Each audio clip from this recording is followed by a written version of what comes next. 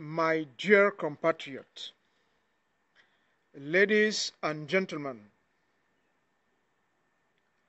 I'm very happy to be here with you this afternoon. We all awaited the declaration of the Conference of Bishops of our country. Yes, Bishop Bala was violently assassinated. The statement of the public procurator is therefore a vast issue of lies. Those who were present at the press conference this morning by Samuel Kleda, Archbishop of Douala, were edified. The silence of the bishop is a call to our own awareness for those who murder are members of our community. I invite all members of our community to the resistance, whatever its duration, whatever the trial, the victory is at the end of our fight. My dear compatriot, ladies and gentlemen, I think that if all of us take your courage to make this fight, I am sure that at the end we will win. Mes chers compatriotes, mesdames et messieurs, gens de chez moi, beaucoup d'entre nous attendaient la déclaration des évêques. Elle a été faite tout à l'heure, et pour tous ceux qui étaient présents à la conférence de presse donnée par Monseigneur Samuel Kleda, il n'y a donc plus de doute. Monseigneur Jean-Marie Benoît Bala a bel et bien été violemment assassiné. Et cet assassinat est un appel pour nous tous. Est un appel à quoi? Est un appel à la mobilisation. Mais pour se mobiliser, nous avons besoin d'une réelle prise de conscience. Oui, c'est en prenant conscience de ce que nous sommes et du danger que nous courons que nous arriverons à remporter cette victoire. Voilà pourquoi c'est à vous, intellectuels camerounais, hommes et femmes de culture, hommes et femmes de médias, que je m'adresse tout particulièrement. Il ne sert à rien de courir, de vouloir faire des propositions aux Camerounais si quand il y a un sujet de société aussi important que la criminalisation de l'espace public national, l'on ne voit personne, l'on n'entend personne, l'on ne voit aucune solution dans ceux et celles qui tous les jours prennent la parole en public. Mes chers compatriotes, Camerounaises, Camerounais, vous savez autant que moi ce que nous attendons tous et toutes de nos élites.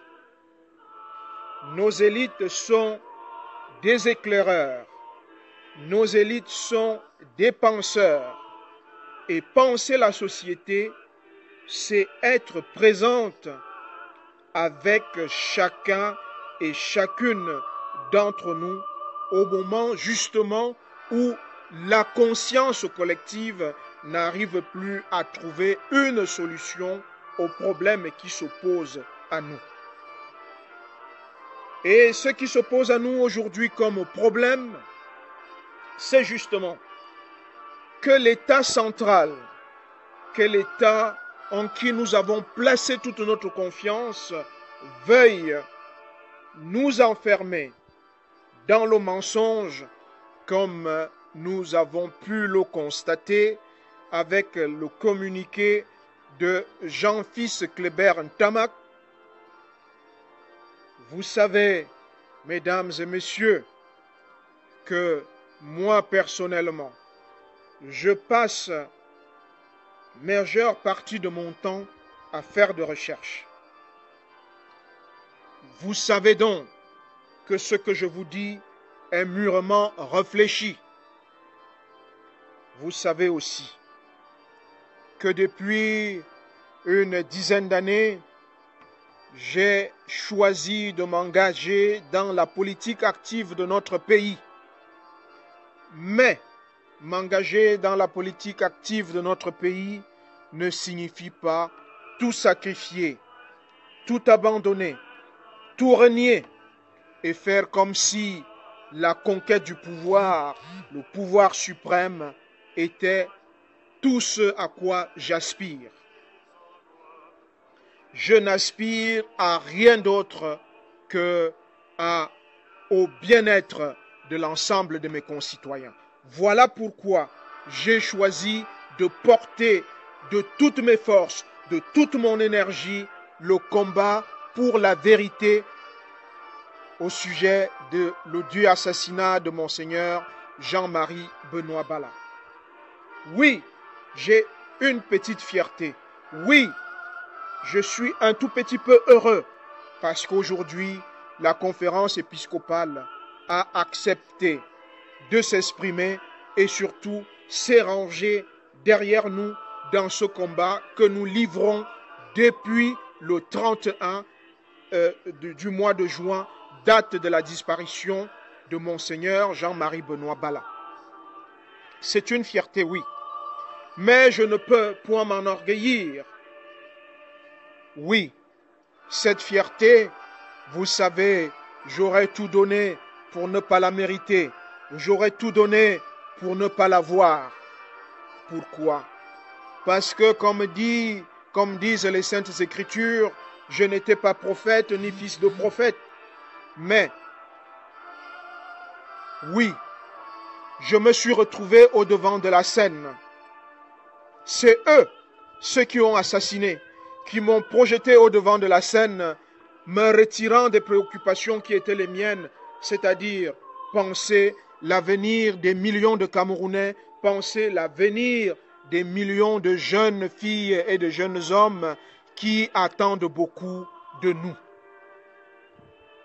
Mes chers concitoyens, Camerounaises et Camerounais, nous savons aujourd'hui que l'expertise allemande convoquée n'était pas la bonne, ou alors les conclusions données sont un véritable tissu de mensonges, que les coordonnées que nous avons aujourd'hui sur M.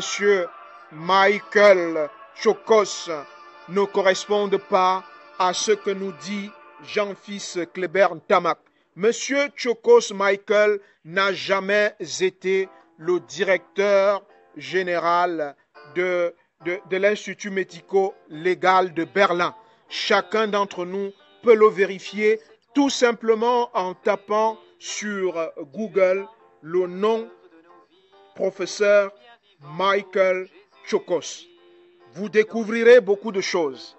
Et alors, l'une des questions que je me pose est celle de savoir si les conclusions qui nous sont présentées par le procureur général Michael Chokos sont le fruit de son dernier roman qui a pour titre L'Inciseur. Il faut prendre les Camerounais au sérieux. Et la vie de Monseigneur Bala vaut celle de tous les Camerounais, vaut celle de chaque Camerounais. Alors, mes amis, chers concitoyens, camerounaises de toutes parts, de toutes tribus, de toute religion, de toute idéologie politique, de tout niveau intellectuel. Le moment est venu, plus que jamais, pour chacun et chacune d'entre nous de se dresser, de dire non à l'État central du Cameroun qui veut nous enfermer, qui veut nous terroriser, qui veut nous imposer le mensonge comme étant un mode d'être. Mes chers amis, nous sommes les pèlerins de la vérité. Nous sommes les pèlerins de la refonte de la vie politique dans notre pays. Nous sommes les pèlerins de la construction d'un nouvel espace public, je veux dire d'un nouvel espace public d'expression dans notre pays. Et quand on est précurseur, il faut être prêt à tout. Si l'on a traité ainsi l'arbre aux feuilles vertes, qu'en sera-t-il pour l'arbre asséché? Il faut que nous soyons prêts à tout subir, mais il faut que nous soyons prêts à donner aussi des coups. Quant à moi personnellement, je me veux un apôtre de la non-violence. Je me veux un éclaireur de conscience. Voilà pourquoi je continue à vous inviter à la résistance pacifique, parce que la violence a toujours été l'arme des faibles. Je voudrais dire à ceux qui tuent, à ceux qui embastillent, à ceux qui égorgent dans l'obscurité de la nuit, que la vérité est comme le piment. Elle pique, mais ne crève pas les yeux. Ceux qui crèvent les yeux, c'est ceux qui épousent notre conscience. Et ceux qui épousent notre conscience aujourd'hui, dans le cas qui nous concerne tous, vous le savez, mes chers amis, ceux qui crèvent les yeux, c'est que Monseigneur Bala a été enlevé à son domicile le 31 du mois de juin à 22h47, qu'il a été torturé, qu'il a été mis à mort plus de 2 jours après son enlèvement. Oui, c'est cela qui est la vérité, et nous sommes là pour témoigner. Nous sommes là pour être la bouche de celui qui n'a plus de bouche. Nous sommes là pour être les yeux de celui qui n'a plus d'yeux. Nous sommes là pour être le porte-parole des plus faibles de notre communauté. Mes chers amis, Camerounaises, Camerounais, je vous l'avais dit, il y a une quinzaine de jours que l'assassinat de Monseigneur Jean-Marie Benoît Bala allait se transformer en une véritable affaire d'État, en un véritable crime d'État. Aujourd'hui, je vous le confirme, l'assassinat de Monseigneur Jean-Marie Benoît Bala est un crime d'État. Voilà pourquoi nous demandons à nouveau au chef de l'État, celui qui a été élu par tout un peuple, de prendre ses responsabilités devant l'histoire et de décharger M. Martin Belinga Eboutou de toute responsabilité publique afin qu'il soit mis à la disposition de la justice pour répondre des accusations qui sont portées contre lui. Parce que la clameur publique est là et le dit, il est responsable. Il a servi d'appât à l'assassinat de Monseigneur Jean-Marie Benoît Bala. Nous demandons que tous ceux qui ont été impliqués, que ceux qui ont fait venir des experts d'Allemagne pour procéder à la seconde autopsie, je peux vous dire que je suis entré en contact avec Interpol et les réponses qui m'ont été données prouve à suffisance que les résultats que nous avons aujourd'hui ne sont pas les résultats d'une autopsie effectuée sur la dépouille de Monseigneur Jean-Marie Benoît Bala. Voilà pourquoi je demande que les principaux responsables de la sécurité soient dessaisis de ce dossier-là et qu'ils soient eux-mêmes écartés des fonctions qu'ils occupent aujourd'hui. C'est une affaire de justice. Et oui, mes chers concitoyens, Camerounaises, Camerounais, vous savez autant que moi que pour reconstruire un espace public, il faut entrer dans ce que Simone Veil appelait la déconstruction créative. Nous devons déconstruire l'espace public joulatiste aujourd'hui pour le remplacer par un espace public de vérité, de responsabilité et de progrès pour l'ensemble de notre pays.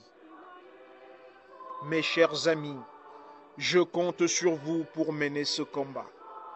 Je sais qu'il ne sera pas facile, mais je refuse que vous veniez me dire « nous ne pouvons pas, nous n'avons pas pu, nous n'avons pas de réponse » parce que les réponses aux questions que nous nous posons sont enfouies dans l'intelligence ô combien grande, enfouie profondément en chacun de nous. Mes chers compatriotes, Camerounaises, Camerounais, j'ai foi en chacun d'entre vous. J'ai foi en ce que vous faites. J'ai foi en ce que vous dites. J'ai foi en ce que vous êtes profondément au fond de vous, c'est-à-dire des Camerounais épris de justice. Oui, mes chers concitoyens, il y a possibilité pour chacun de nous de demander aux anges de nous apporter des réponses, d'aller nous réfugier dans la case sacrée ou dans la forêt sacrée. Mais il y a une autre solution.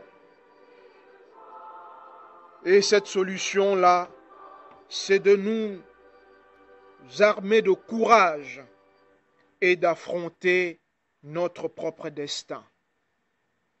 Le destin, c'est quand justement les hommes et les femmes, face à une difficulté, décident d'y trouver une solution. C'est cela le destin.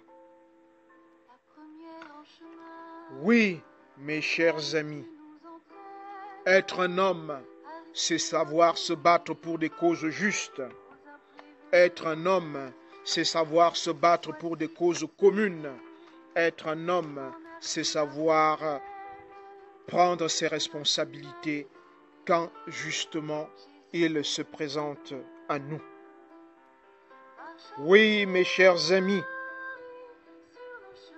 voici venu le moment, celui où les difficultés de la vie rejoignent l'appel même de Dieu en qui nous croyons. Je parle du Dieu de nos ancêtres, celui de nos pères, celui qui est dans nos espaces, dans nos bois sacrés.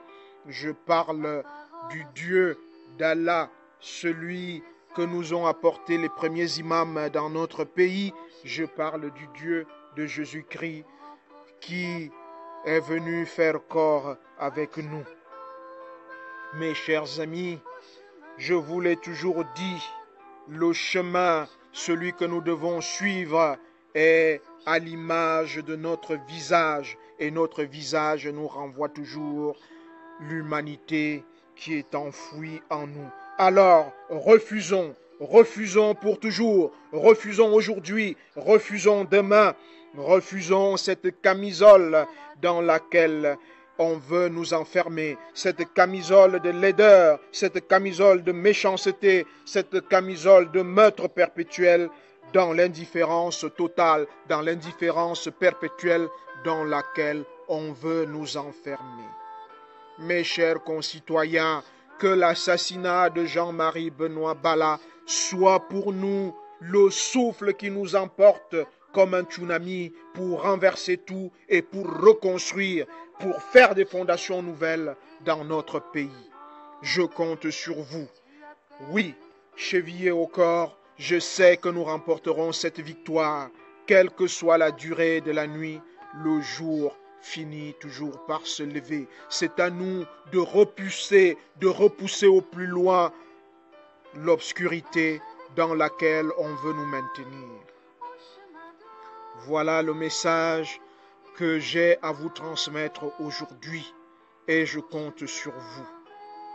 Bonne fête, bonne fin de journée. Ce n'est pas une fête pour ceux qui vont en vacances.